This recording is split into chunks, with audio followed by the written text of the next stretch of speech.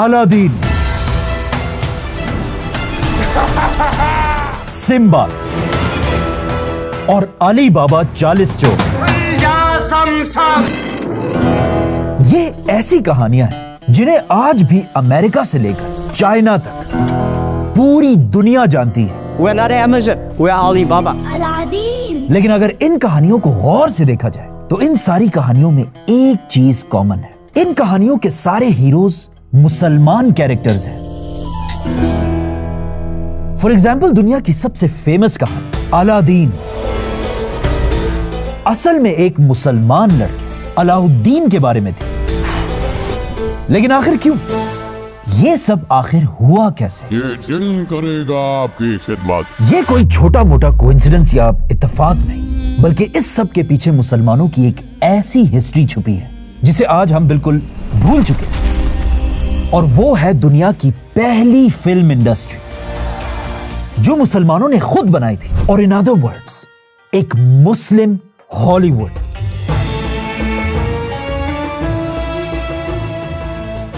ये ले। अरे अली बाबा, दरवाजा खोलने का राज किसी को मत बताओ। खुल जा सिम सिम, लेकिन पहले पैसे दो। बेहतरीन किताबें और मखतूतात। आज तक दुनिया में मुसलमानों की 3 बड़ी एम्पायर्स रही हैं। खिलाफत राशिदा, बनु उमैया और अब्बासी खिलाफत। खिलाफत राशिदा वो एम्पायर थी जिसने थोड़े से टाइम में दुनिया की बड़ी बड़ी पावर्स को क्रश किया।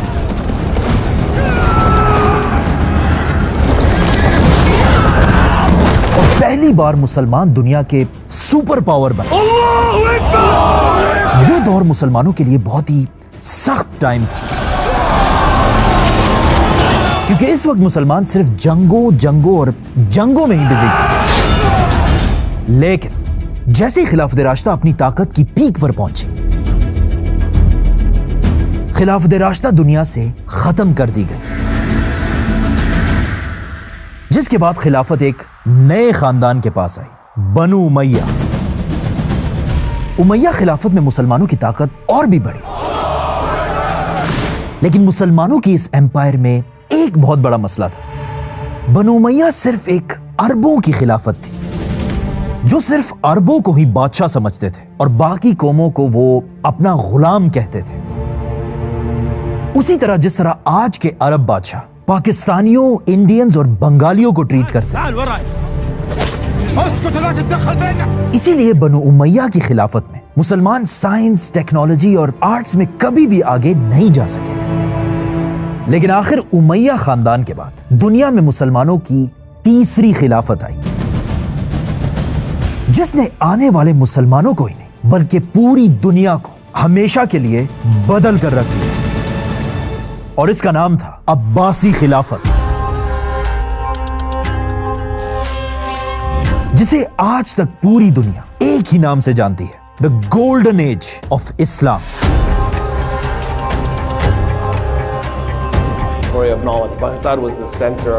अब्बासी खिलाफत के आते ही मुसलमानों ने इतनी बड़ी दुनिया फतह कर ली थी कि अब मुसलमानों को और आगे जाने की कोई जरूरत नहीं।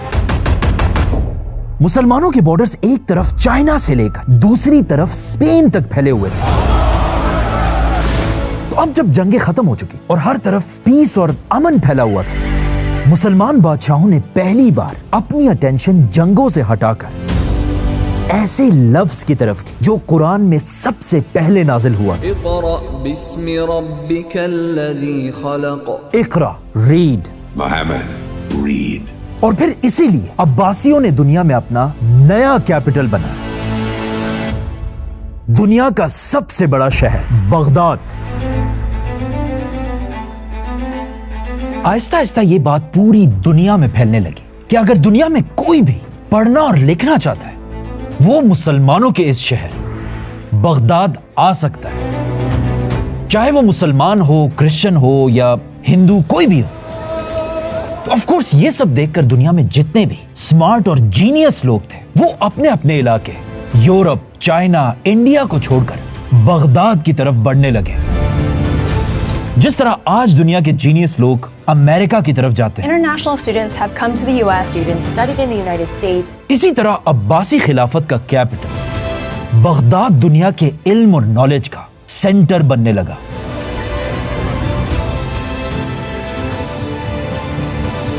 But wait, ये सब हमने बचपन से बार बार सुना है कि एक जमाने में मुसलमान साइंस में दुनिया में सबसे आगे थे।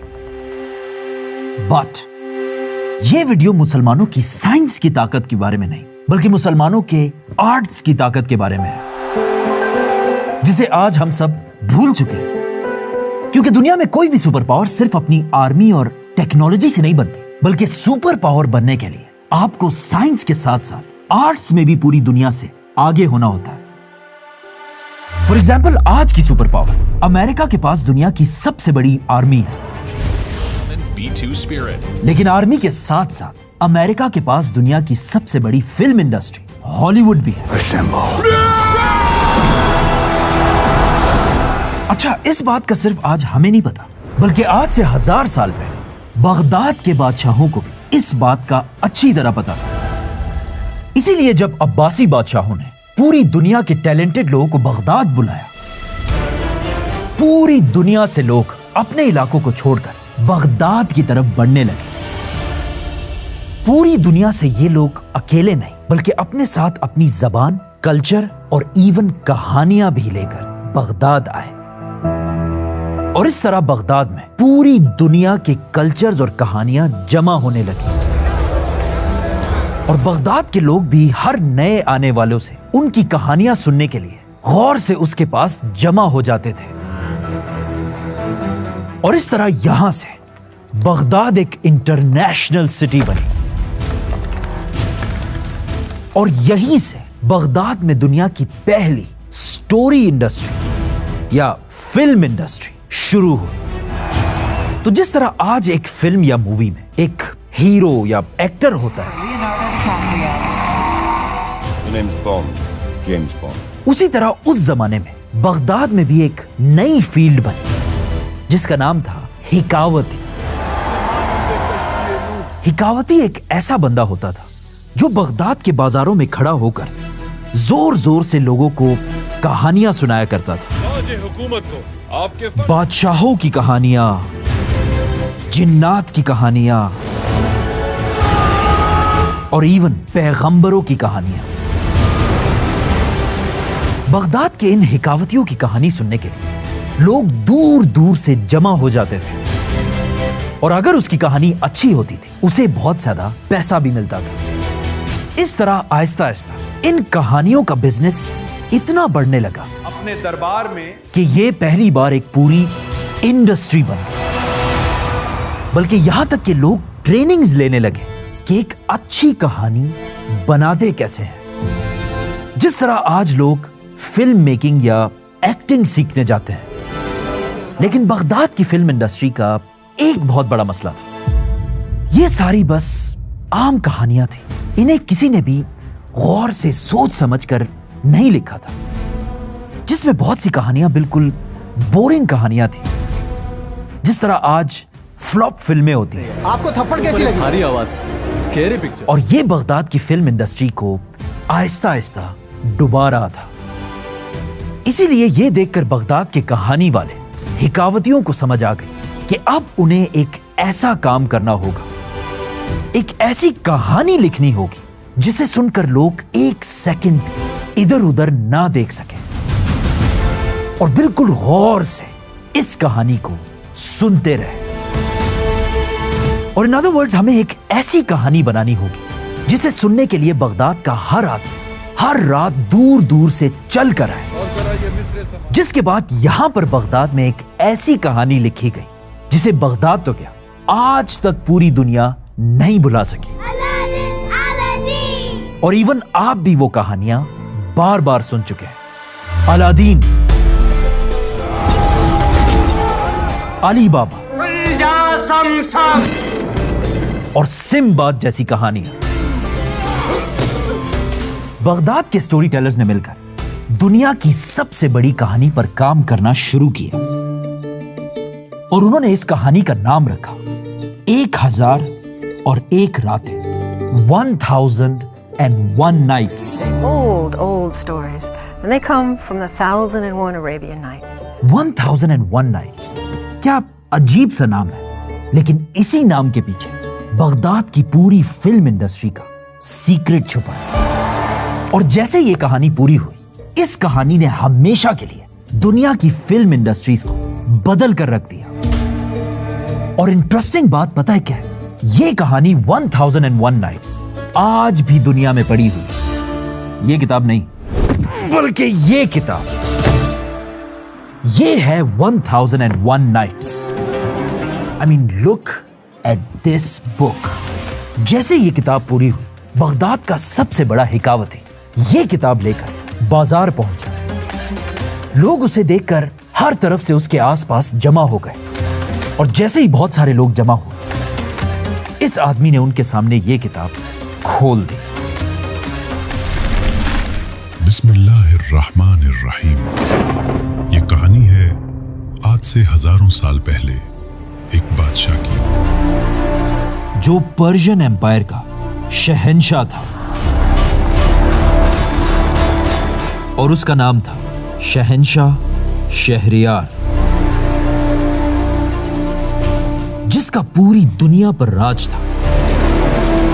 और दुनिया का हर बादशाह उसके सामने अपना सर झुकाता था।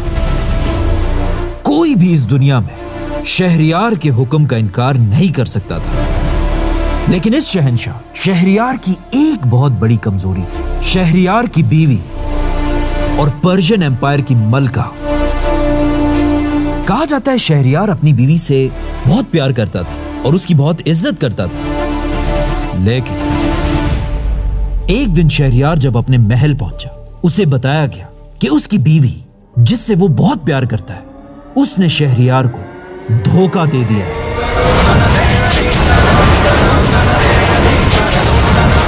इस एक खबर ने शहंशाह शहरयार को बिल्कुल तोड़ कर रख दिया, और उसे इतना गुस्सा है कि उसने अपने हाथों से अपनी ही बीवी को मार डाला।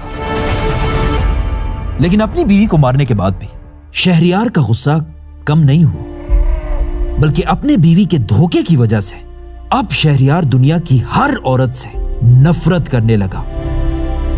दुनिया की हर औरत उसे धोखेबाज लगने लगी, और इसी गुस्से में उसने अपने वजीर आजम को हुक्म दिया कि आज के बाद मैं हर रात एक कवारी लड़की से शादी करूंगा। जाओ लेकर आओ। और सुबह होते ही मैं उस लड़की को मार डालूंगा। फिर शहरयार ने अपने वजीर की तरफ देखा और कहा, अगर एक रात भी तुमने मेरा हुक्म पूरा नहीं किया तो मैं तुम्हारा सर उड़ा दूंगा। अब शहरयार का वजीर एक बहुत ही शरीफ आदमी था, और वो खुद ऐसा बिल्कुल भी नहीं करना चाहता था। लेकिन शहंशाह का हुक्म टालना अपनी मौत को बुलाना था।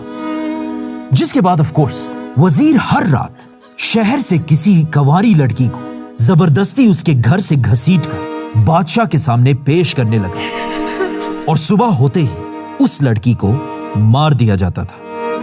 इसी तरह 1, 2 या 3 रातें नहीं, बल्कि हजारों रातों तक शहंशाह शहरयार मासूम लड़कियों को हर सुबह मारता रहा, जिसकी वजह से पूरी सल्तनत शहरयार से तंग थी और उससे नफरत करने लगी थी।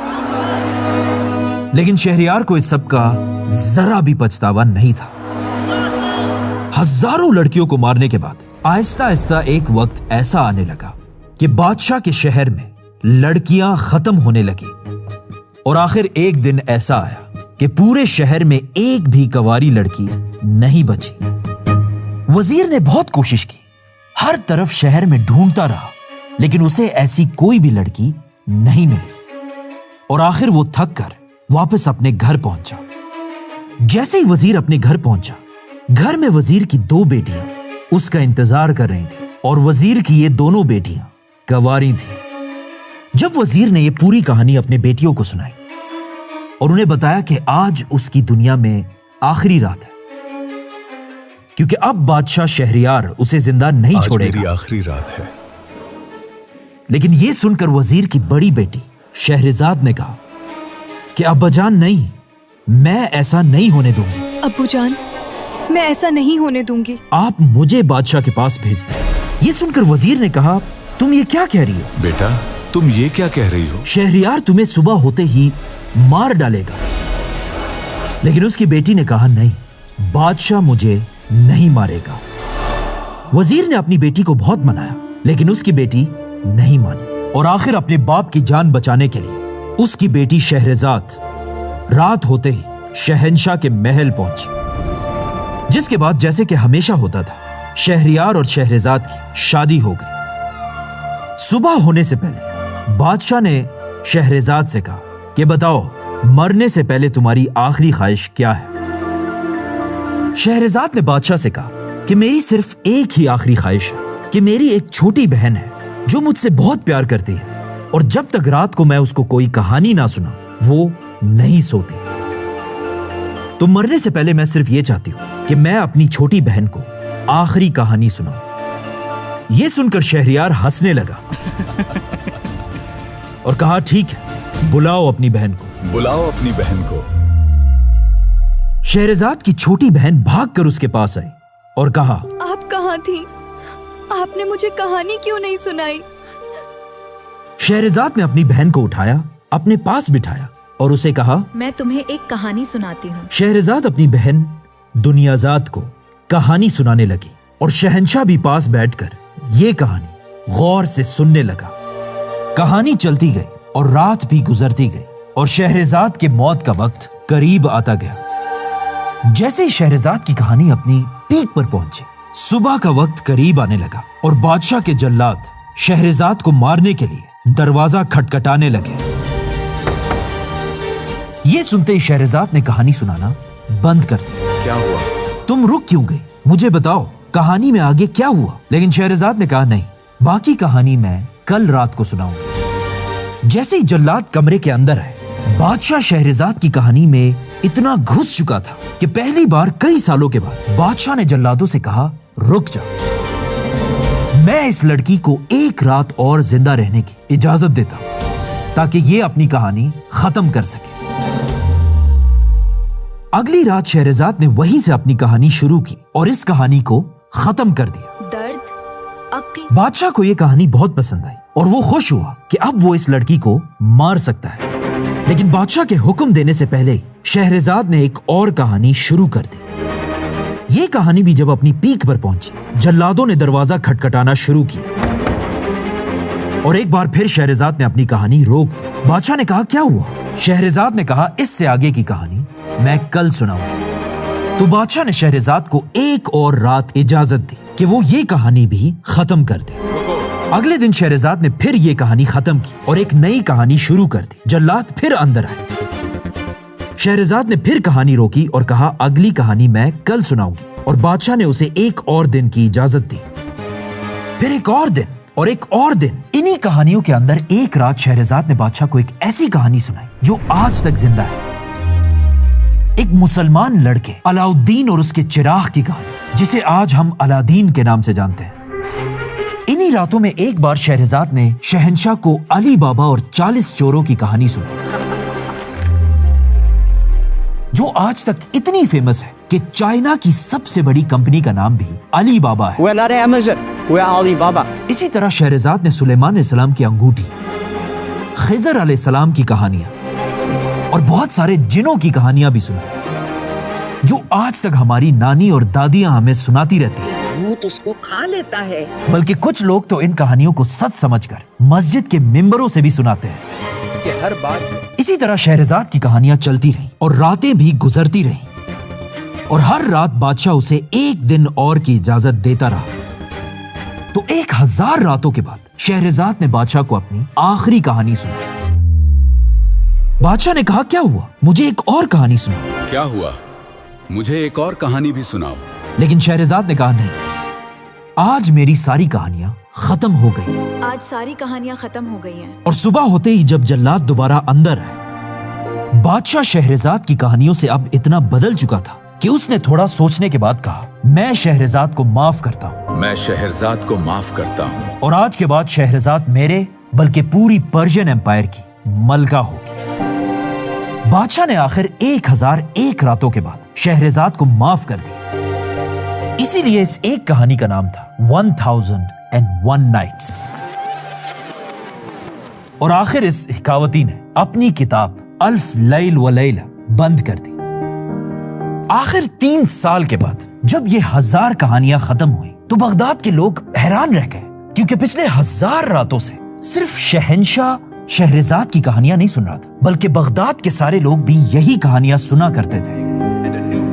क्योंकि सुबह होते ही जिस जगह पर शहरजाद अपनी कहानी रोकती थी, एग्जैक्ट उसी जगह पर यह हिकावती भी अपनी कहानी को रोक देता था। आगे की कहानी मैं कल सुनाऊंगा। और फिर इस कहानी के सस्पेंस की वजह से सिर्फ शहंशाह ही नहीं, बल्कि बगदाद के सारे लोग भी दूर दूर से आकर कहानी का अगला हिस्सा सुनने के लिए जमा होते थे।